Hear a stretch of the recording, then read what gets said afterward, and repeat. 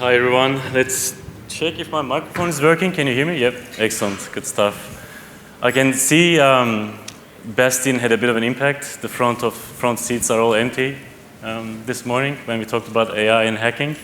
But hopefully we can calm that down a bit and bring it back to reality. So obviously you might have seen us in the exhibition hall with MineGuard-AI stand. We were also here last year presenting Incident AI, which is the world-leading investigation tool that helps miners with reducing investigation time by about 90% while increasing quality. If you haven't heard of that, please come and see us. That's very exciting. But this year, we would like to take another look at how we can use AI, which is more about risk management and also actually looking at compliance work. So let's kick off. I'll do a couple of slides and then I'll yield the floor to Jem to talk about security and this architecture of this amazing technology that we're building. Obviously, compliance hurts today. So if you look at the iceberg, we have the procedures, our SHMS, SMS systems and documents. But beneath that iceberg, we have a massive workload, right, to actually keep it up to date and legally defendable. We have a lot of legislation changes coming in and out. We have incidents, so we have to actually update our systems to keep our people safe. And an average SHMS in Queensland is about 4,000 pages, and that's a lot of work to maintain, right? And also remember. We have manual processes, so we sometimes even work with consultants to do audits on these systems, and it takes a lot of resources and time and money. But also we have basically complexity from ever-changing standards and improvements that we have to embed, and that's just part of the job. And if you look at a bit of a qualitative study we did, the red line is the fatality in Australia from mines, and we estimate the historical performance of admin work increasing to actually improve the safety outcomes of people on our mine sites.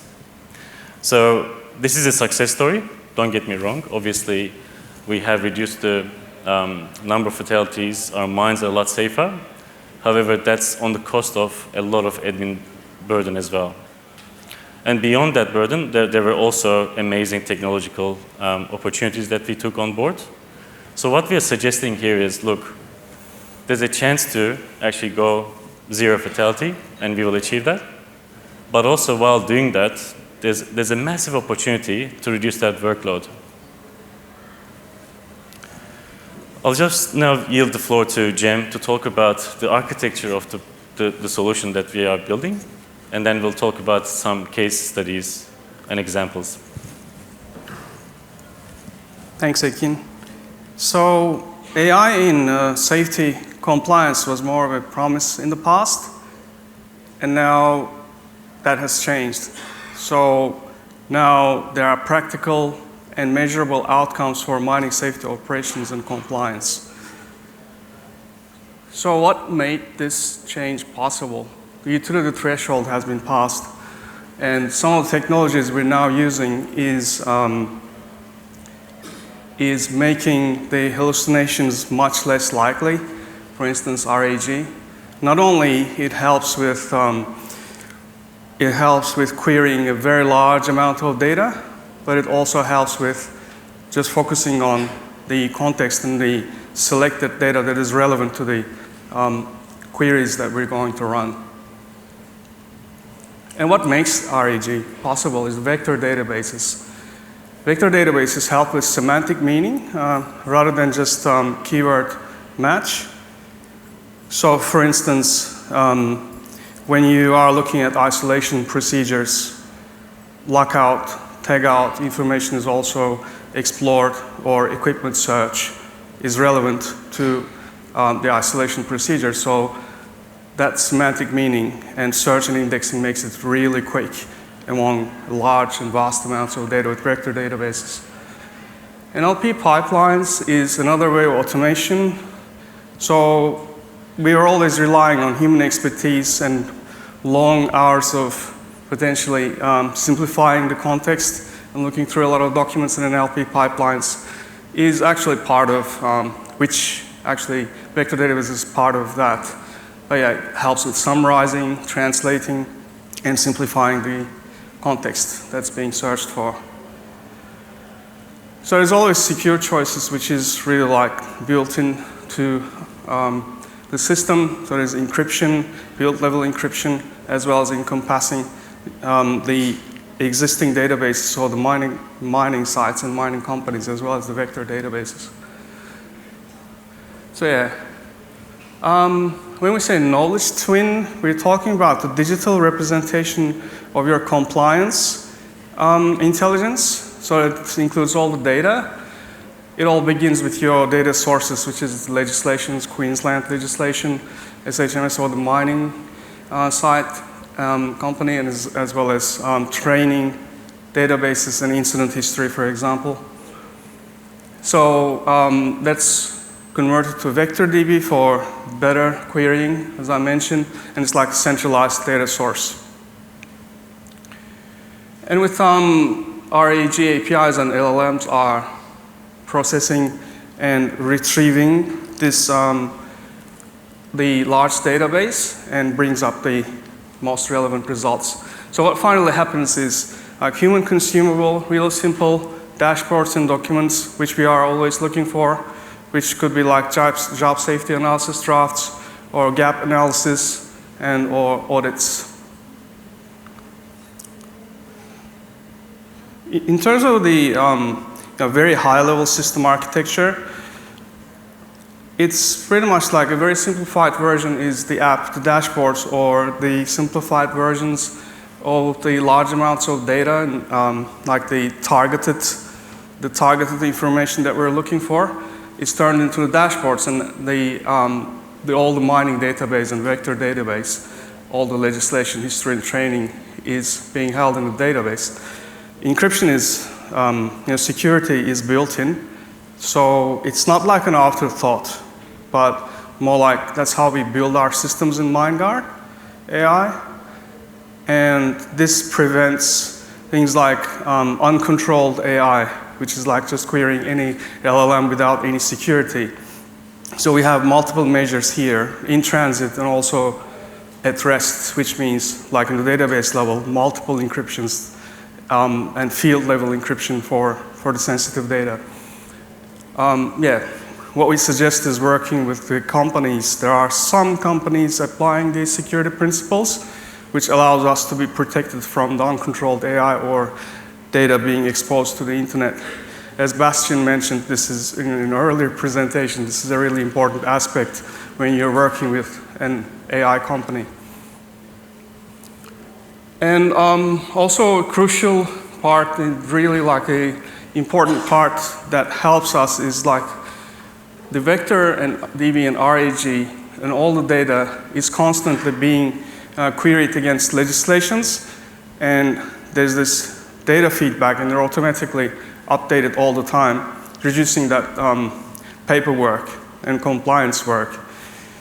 Many companies report that it doesn't just enhance the compliance, it does that, and additionally, it's also helping with preventing issues, and focusing on the prevention, and mining site operations are also enhanced as a result of this.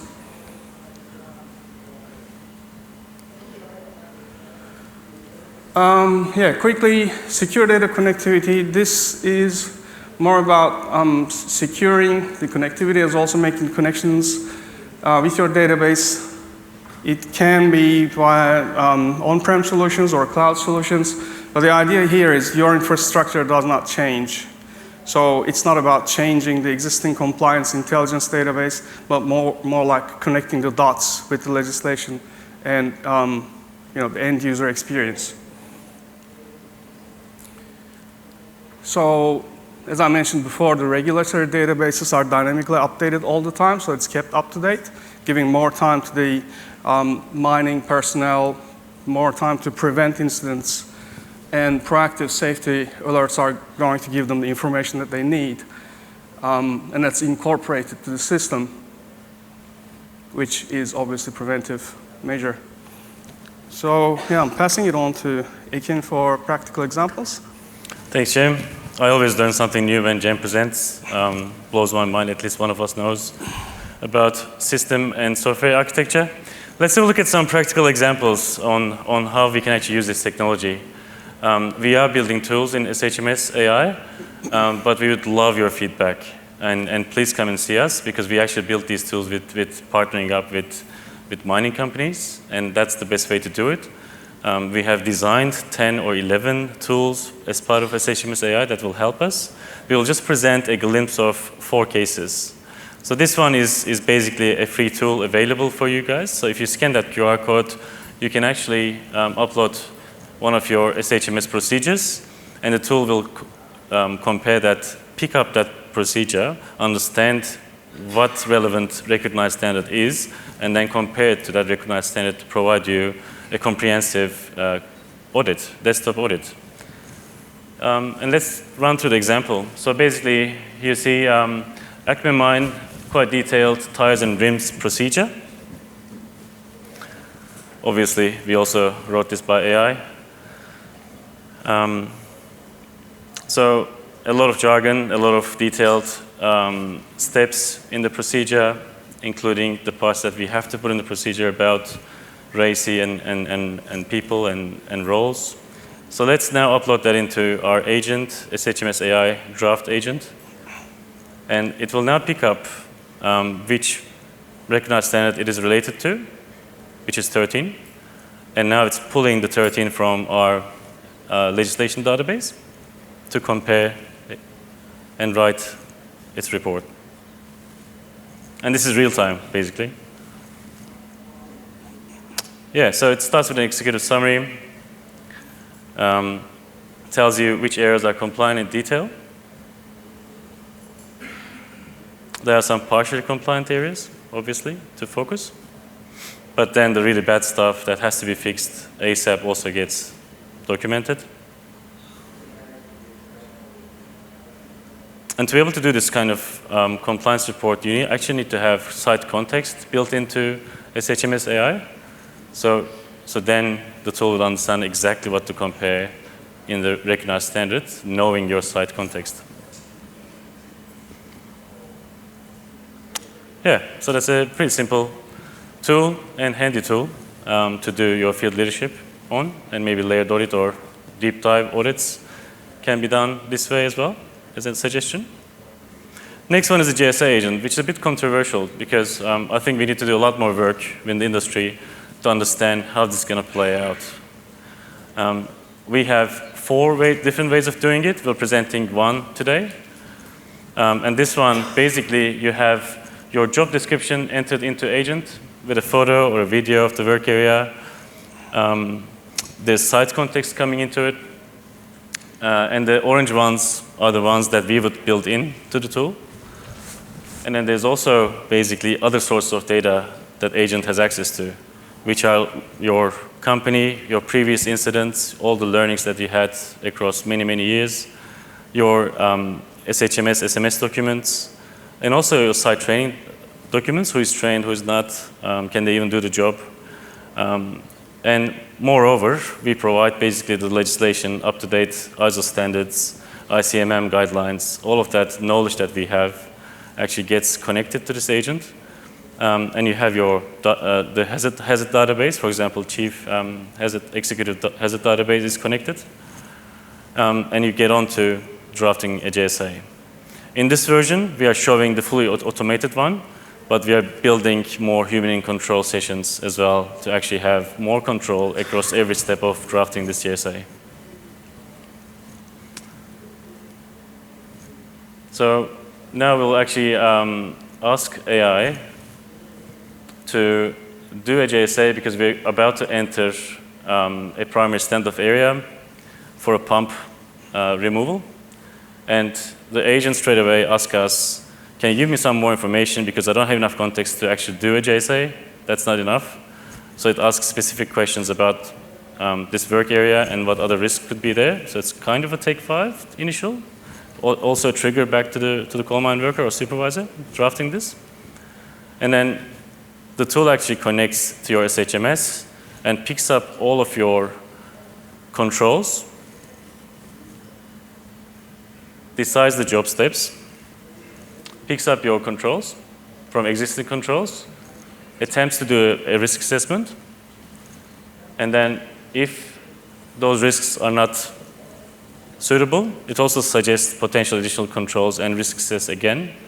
And because it has your risk standard or risk management standard, it knows which items needs to go to production manager or SSE for approval or supervisor level.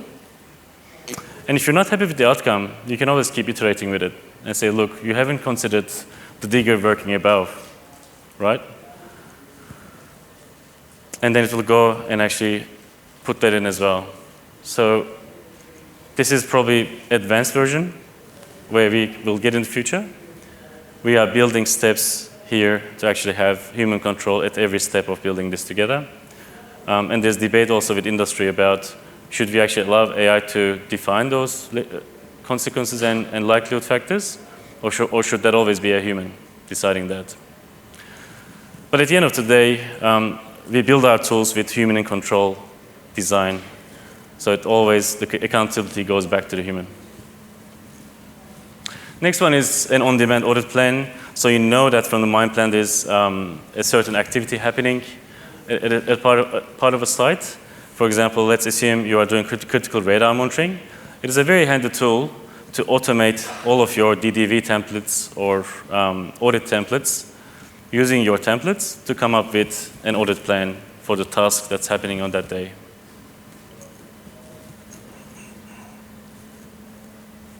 So it will pick up your SHMS, it will pick up legislation, do a quick review, but also create a plan for you to go and verify this in the field. And if you actually reduce the barrier of doing this work, we can probably get more of those done. So it's a very exciting space that I'm really passionately chasing.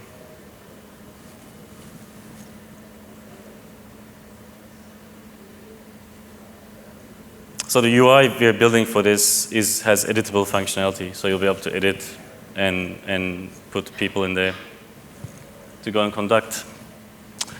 Next one is simplifying procedure. How often it's, we have very detailed procedures, but it's really hard to translate that into the field, to the front line. So AI is very useful in this case. You can, for example, that tire and rims procedure, it is about level 10, 12. So the target now for AI is to reduce it to year 6 and 8 language to make it a lot more understandable to the front line. Basic things, we upload the tire and rims procedure again, and it will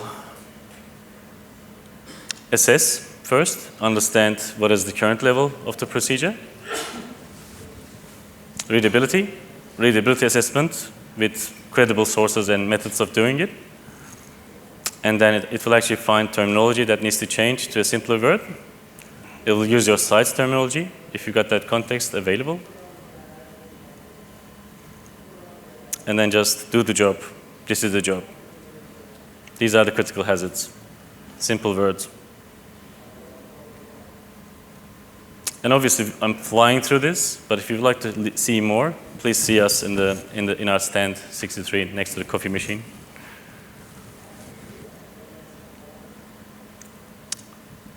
All right, last, I guess, free tool that we're sharing today is MineWise. We are the sponsors of this conference with this AI tool. Feel free to jump onto that. You can actually get a bit of a taste of talking to an SHMS and talking to legislation. And where are we going with this? So Instant AI is up and running and helping a lot of people at the moment. SHMS AI will also help significantly reduce the admin burden while improving our compliance and risk management. And there's a lot more coming to actually connect the dots of this digital safety twin.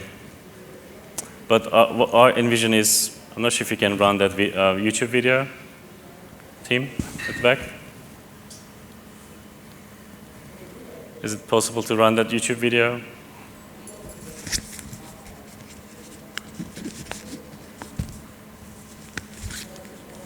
on the right-hand side. Yeah, thank you. Let's have a listen to this. This voice. What do I need to do to comply with the site rules? It's night shift. According to the working near crests and slopes procedure, entering a primary standoff at night requires a JSA with OCE involvement to assess risks and controls. Also, your advanced geotechnical training has lapsed. Please complete it before contacting the OCE. Do you want me to go through the training module now? So that's basically a worker that's about to enter a primary standoff, but that worker can actually have access to an agent in the field, and that agent can be connected to all of your safety systems that can help that person to achieve the task safely and compliant. So you've seen in that video, the tool is connected to your training database. It picks up the person has to be retrained, knows the procedure, tells to actually catch up with the OCE because the procedure suggests you have to do a JSA together with the OCE. So this interconnectivity is what's coming, and we're just in the beginning of it. Obviously, massive benefits. So our pilots show we can reduce the procedure reviews, JSA drafting, contractor files, like you can compare contractor JSAs to your SHMS rapidly to embed them into your system. And audit prep time is going down extremely low. And the rate of return will be amazing, right? Especially if you can actually achieve this while also achieving that, that'll be a massive win. There are risks, but also there are mitigations. I think this morning, Bastian scared us all off. I was even scared leaving that conversation. But obviously, we are quite good at mitigating risks in mining, and I believe we can do it as well with using AI. So hallucination can be controlled by RAG, which Jem explained, and there can be mandatory human reviews for every safety steps that we use AI. Data privacy can be sorted and maintained and actively monitored. Change fatigue is a big one. The technology is here. The technology was here probably a year ago. I think the change management piece is going to take more time and resources in this space. That's why we have partnered up people like Christian Young to make sure that we can actually have those resources to help you. Skills gap is a big one as well. So therefore, all of our tools needs to be quite simple to use. Instant AI has only 3 buttons and does 90% of an ICAM. Yeah, so I guess to wrap all of this up, we'd like to go from reactive compliance to proactive and risk-driven decision-making in the field. And that comes from continuous alignment of your systems, so unifying your data, using the consistent language and site context, stronger verification and human-in-control design, and also setting this up with a company that can actually build all of this interconnected. Thank you very much. We've got time for Q&A. That's us, and we also got the Hot 30 award this year. Very proud to be the two companies that were elected from Queensland. Thank you. Thanks very much, Jack.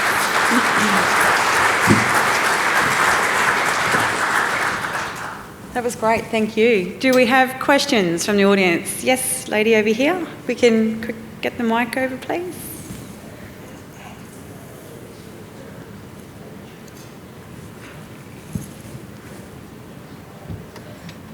With the data encryption, is that at a site, company, or program level? Can it use information it learns at one site to assist another site? So yeah, encryption is the standard security measure that we're taking. It's happening in multiple levels. It's both in database level, which is more like infrastructure related, and there's also field level encryption, which is in the code that we are implementing. Learning the security from, is that what you mean? Is that what you mean? Like learning the security measures from one side to the other? We don't have that yet, but yeah, it's a pretty good consideration, although the current attacks that we can see and experience is more like standard attacks being employed by bots. So at this stage, that pretty much means that we need to take caution against the standard attacks, which also covers the really advanced attacks as well, that is known to the world at the moment.